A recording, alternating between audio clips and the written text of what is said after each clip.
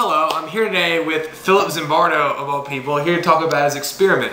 Mr. Zimbardo, it's a pleasure to have you. Great to be here. So please, tell us about your experiment.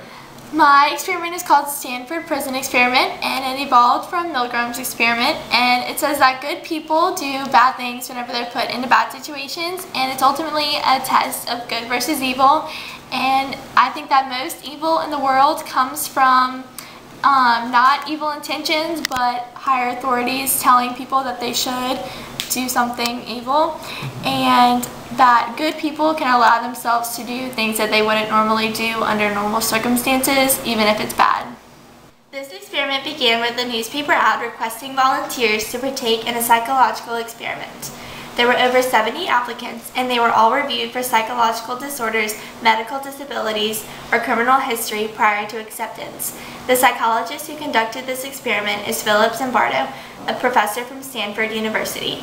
24 young men were selected and assigned their tasks, and Zimbardo took on the role of prison superintendent. The experiment was run in a basement housing of Stanford University. We had a jail constructed specifically for the purpose. It lasted from August 14th through 20th, 1971. The plan is to have this experiment last for 2 weeks. The experiment was a simulation of a prison, and its purpose was to observe how normal people reacted when they became a prisoner or a prison guard. The experiment remains one of the most controversial experiments in the history of psychological studies. All of the participants, including Zimbardo himself, became spellbound in their specific roles. The prison guards became abusive, offensive, and ultimately torturous toward the prisoners.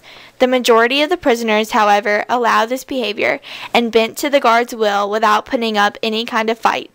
Zimbardo got wrapped up in his role.